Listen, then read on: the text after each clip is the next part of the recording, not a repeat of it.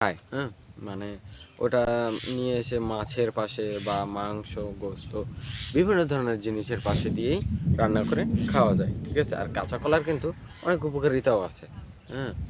তো এই যে আনাজি কলা ওইটা কিন্তু কাঁচা খেতে হয়। এমনি যে এই যেই আপনার এই কাঁঠালি কলা, তারপর বিচি কলা, লাল সাগর কলা এইসব কলা গাছগুলো হুম, মানে কলাগুলো কিন্তু রান্না করে খাওয়া যায় না।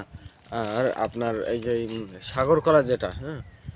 আর আপনার যে বললাম না যে এই কাঁঠালি কলাটা এটার ভিতরে কোনো কিন্তু বীজই হয় না। হ্যাঁ? আর আনাজি কলা যেটা ওটার ভিতরেও কোনো বীজই হয় না। ওটা কাঁচা খেতে হয়। আর ওটাও হয় সাগর কলার মতন লম্বা, লম্বা। হ্যাঁ? তো যেটা সাগর কলা, হ্যাঁ? ওটা কিন্তু একদম গোল হয়। হ্যাঁ? মানে এইরকমের গোলই হবে। হ্যাঁ? এরকমের চিকন এরকমের চিকন হবে। কিন্তু ওটা লম্বা হবে অনেকখানি।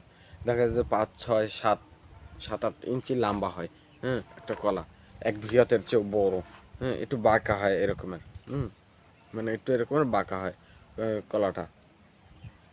তো কলাটা খেতেও কিন্তু খুব স্বাদ। আর প্রতি পিস কলা কিন্তু আপনার ৳১০ করে বিক্রি করা হয়, হালি হিসাবে বিক্রি করা হয়। তারপর আপনার যে কলার যে একেকটা ছড়ি, হ্যাঁ? মানে এই রকমের নিচ থেকে একেকটা ফানা বলা হয় ওটাকে।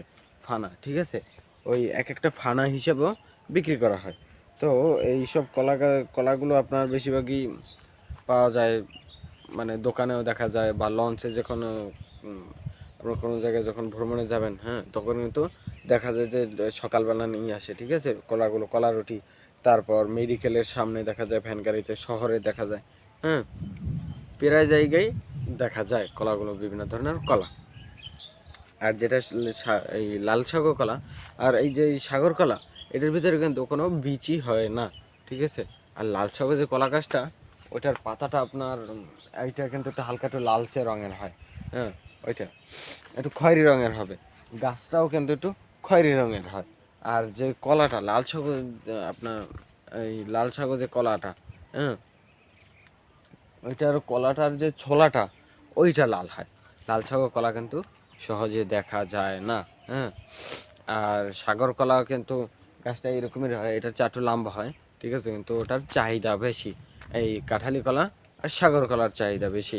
এটাই বেশিরভাগ পাওয়া যায় আর এটাই মানুষ খেয়ে থাকে সবসময়।